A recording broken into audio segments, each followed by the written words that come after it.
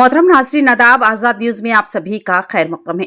जिला कामारेड्डी बांसवाड़ा में मदरसा अब्दुल्ला बिन अब्बास के ज़ेर एहतिमाम जलसा तकमीले हिफ्ज़े कुरान व इस्तक़बालिया रमज़ान का बड़े पैमाने पर जलसे का प्रोग्राम अमल में आया।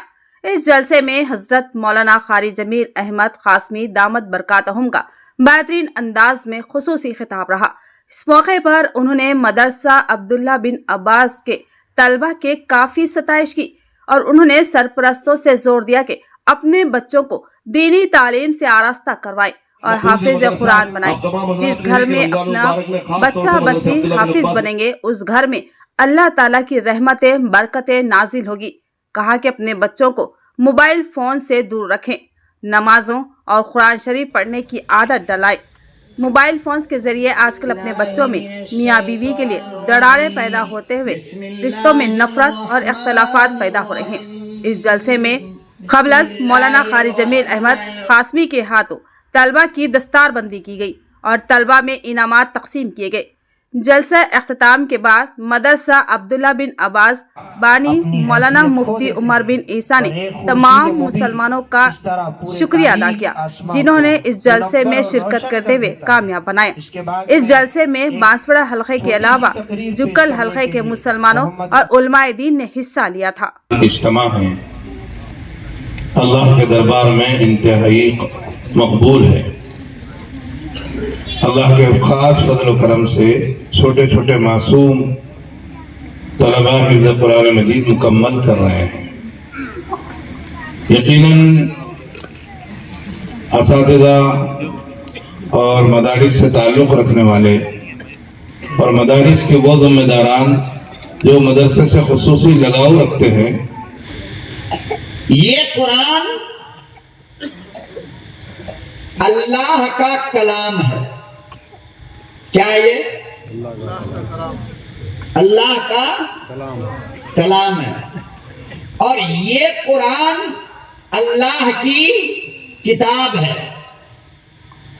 यानी कि कुरान करीम किताबुल्लाह भी है और कलामुल्लाह भी है। अल्लाह का कलाम भी है यानी अल्लाह की आवाज और अल्लाह की किताब भी है यानी कागज में लिखी हुई एक चीज जो लिखी जाए उसको किताब कहते हैं, जो बोली जाए उसको कलाम कहते हैं। कुरान की खुसूसियत ये है कि ये अल्लाह का कलाम भी है और अल्लाह की किताब भी। क्या है? 4 किताबें दुनिया में आई हैं। कितनी? 4 और चारों मशहूर है। 4 किताबें आई, 4 नबियों पे आई, 4 जबान में आई। 3 जो आई वो कुरान से पहले। कब आई? कुरान से पहले। और ये 3 किताब जिन पे आई वो नबी भी आए मेरे मुस्तफा से पहले, यानी तौरात हजरत मूसा पर, इंजील हजरत ईसा पर, ज़बूर हजरत दाऊद पर। अब देखो, इंजील, तौरात, ज़बूर ये 3 पहले आई। हजरत मूसा, ईसा, दाऊद ये तीनों नबी पहले आए। कुरान सबसे बाद में आया, मेरा नबी सबसे बाद में आया। लेकिन अल्लाह ने उन तीनों किताब के बारे में फरमाया कि ये तीनों की तीनों किताब है, कागज में लिखी हुई, एक बार में नाजिल की गई। लेकिन जब कुरान का नंबर आया तो फरमाया ये किताब ही नहीं है बल्कि ये अल्लाह का कलाम भी है। बोलने वाला जब मर जाता है तो कलाम भी, अरे बोलिए ना, बांसवाड़ा का कोई आदमी अल्लाह ना करे कि मर जाए, हम तो यही कहेंगे भाई कोई ना मरे। आदम अलैहिस्सलाम की उम्र अल्लाह आप सबको अता फरमा दे ताकि कुछ दिन और बेईमानी कीजिए, कुछ दिन और झूठ बोलिए, कुछ दिन और ज़िना कीजिए, कुछ दिन और नमाज छोड़िए, कुछ दिन और बदतमीजी कीजिए, کچھ دن اور امام صاحب کو ستائیے۔ آقائے دو جہاں صلی اللہ علیہ وسلم نے فرمایا میرے بھائی کہ جب اللہ سے لمبی عمر مانگو، عمر میں برکت مانگو، تو اس کے ساتھ یہ بھی کہا کرو اللہ عافیت کے ساتھ لمبی عمر دیجیے، گناہوں سے بچا کر کے۔ اگر آئندہ بھی ہماری قسمت میں گناہ ہے تو ابھی موت دے دے، لیکن عمر اگر بڑی دے تو اس کے ساتھ نیکی کی توفیق بھی ہمیں عطا فرما۔ توریت، انجیل، زبور یہ کتاب ہے، کلام نہیں ہے، کاغذ میں لکھا ہے، بات سمجھے؟ قرآن یہ اللہ کا کلام بھی ہے اور اللہ کی کتاب بھی ہے۔ تو کلام کس کو کہتے ہیں کہ جب تک بولنے والا زندہ رہے گا کلام اس کا زندہ رہے گا، جب بولنے والا مرے گا تو کلام اس کا مرے گا۔ جب یہ بات مسلمانوں تم کو سمجھ میں آ گئی، جو قرآن کریم پر بھوکتے ہیں کہ کان کھول کر کے سن لے، یہ قرآن میرے رب کا کلام ہے، اور جب تک میرے اللہ کو موت نہیں آئے گی قرآن نہیں مٹ سکتا ہے۔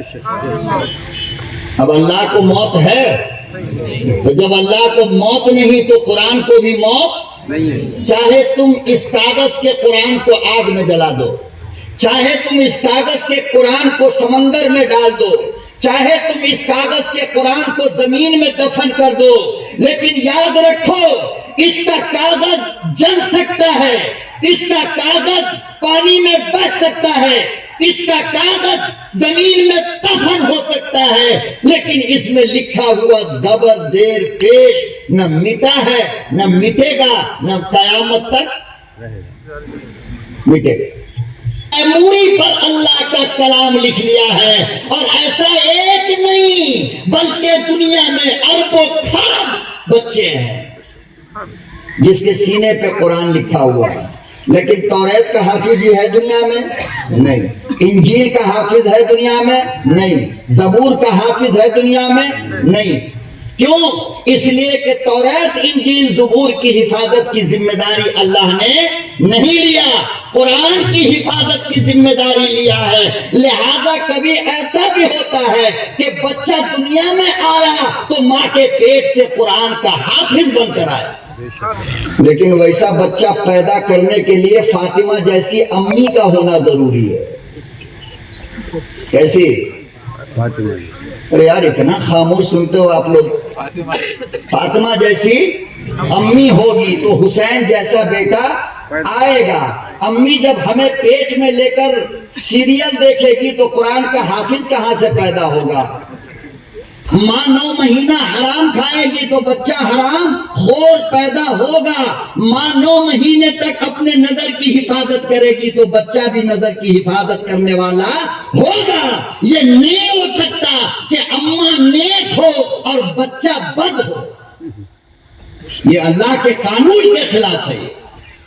تو اب تو قرآن کریم کی تلاوت اور عبادت کا ذوق مردوں میں سے تو ختم ہو ہی گیا، عورتوں میں سے بھی ختم ہوتا جا رہا ہے۔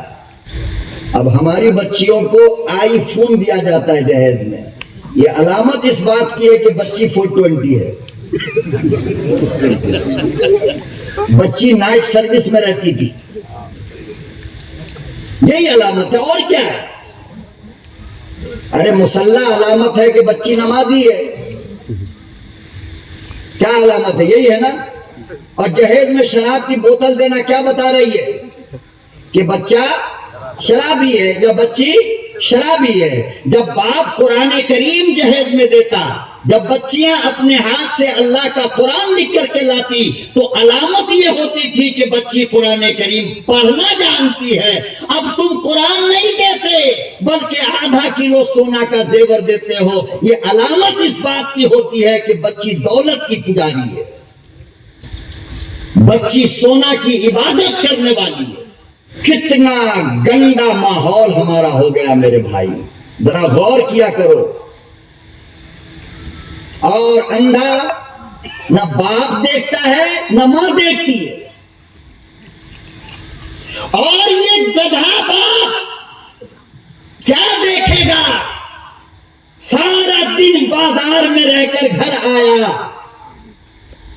تو ہونا یہ تھا کہ بچے سے کھیلتا، بیوی سے باتیں کرتا، ایک کونے میں چلا جائے گا، موبائل لے کر کے بیٹھا رہے گا جیسے کہ اس کی پہلی بیوی یہی ہے، بیوی بلا رہی ہے، ناتی نواسا پوتا پوتی بھاگ بھاگ کر کے جا رہا ہے، نانا آیا دادا آیا، نانا آیا دادا آیا، اور یہ اتنا مشغول ہے ٹک ٹاک دیکھنے میں، ریل دیکھنے میں، یوں جھٹکا مارا نواسا کو، دور جا کر کے گرا. ہائے ہائے ہائے. بیوی اگر آ کر کے سراہنے کھڑی ہو گئی، اجی سن رہے ہو؟ اچھا رک جا 5 منٹ کے بعد سنیں گے. موبائل کے اندر بزی ہے. پھر بیچاری پریشان ہو کر اجی ایک بات تو سن لو. بولا نا 10 منٹ کے بعد بات کرنا.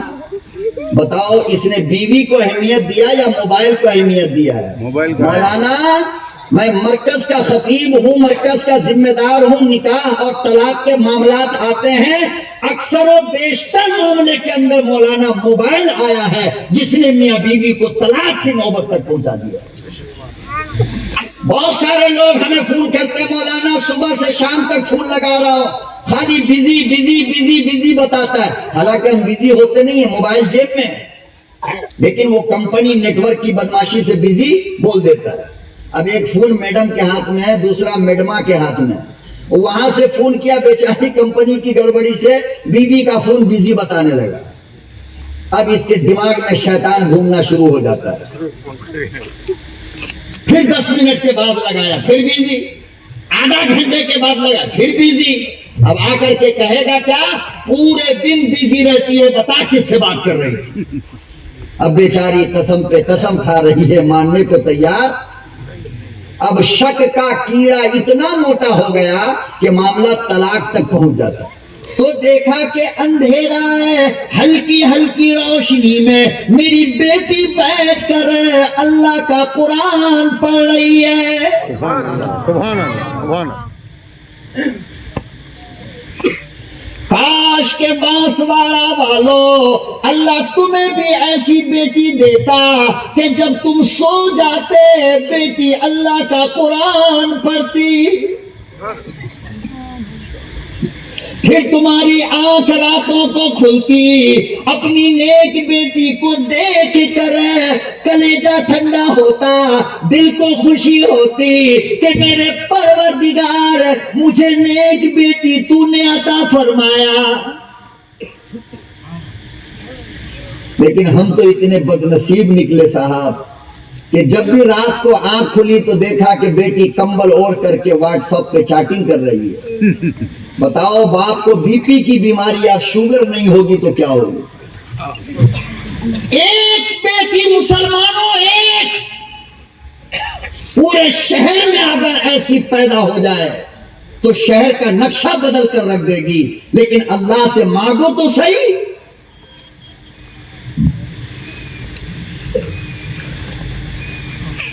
اور مجھے تو میرے بھائیوں صحیح بتاؤں، مجھے تو تعجب ہوتا ہے کہ ایک مسلمان کی بیوی، ایک مسلمان کی بیٹی، ایک مسلمان کی بہو بغیر اللہ کا قرآن پڑھے کچن میں جاتی کیسے؟ کہو انشاءاللہ آج کے بعد اپنے گھر میں یہ قانون بناؤں گا. ہاتھ اٹھاؤ، قانون بناؤں گا. اور آج ہی یہ اعلان ہوگا بانسواڑا کے ہر گھر میں، اور قرب و جوار سے جتنے لوگ آئے ہیں آج ہی یہ اعلان ہوگا کہ کل سے قرآن پڑھے بغیر کھانا ناشتہ کچھ بھی نہیں بنے گا. پہلے قرآن پڑھو، چاہے 1 رکوع، 1 پارہ، 2 پارہ، اور اس کے بعد اندر جاؤ، کھانا بناؤ، چائے بناؤ، مست ہو کر کھاؤ پیو، کوئی بات نہیں. اللہ برکت کی برسات کر دے گا. اپنے رب کے کلام کی خود تلاوت کرو گھر کے اندر، یہ ساری چیزیں خود بخود نکل جائے گی. میرے مصطفیٰ نے فرمایا کہ جس گھر کے اندر قرآن کی تلاوت ہوتی ہے 24 گھنٹہ اس گھر پہ رحمت کی برسات ہوتی ہے. تو جس گھر پہ رحمت کی برسات ہو، مجال ہے کہ شیطان بھوت جنات آئے گا وہاں نہیں آتا. ایک مزاج بنا دو میرے بھائی. میں تمہارا ہاتھ جوڑ کر ریکویسٹ کرتا ہوں، میں اپنی ماں بہن بیٹیوں سے بھی بھیک مانگتا ہوں کہ اپنے گھر کو اسلام کا مرکز بناؤ.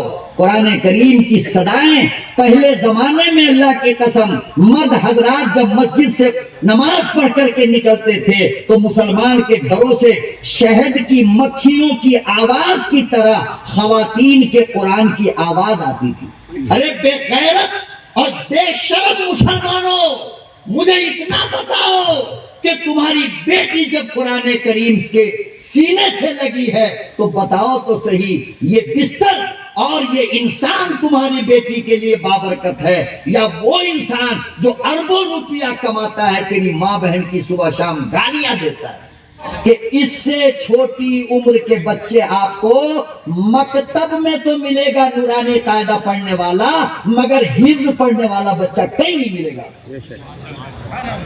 یہ مولانا عمر کی خصوصیت ہے کہ یہ امی کے گود سے بچے کو چھین کر لے آتے ہیں دودھ پیتے ہوئے کو. آؤ بیٹا عبداللہ ابن عباس میں دودھ بھی پلاؤں گا اور پڑھاؤں گا بھی.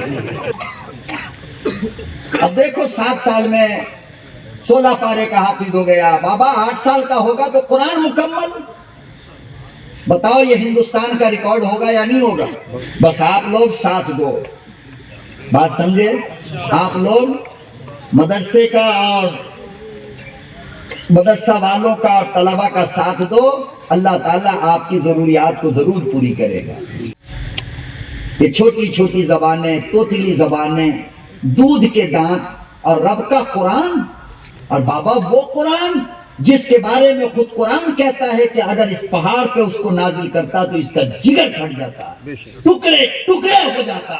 لیکن اس معصوم سے بچے نے، چھوٹے سے دل کے بچے نے قرآن کو یہاں پہ محفوظ کر لیا. یہ صرف انسان کا کمال ہے.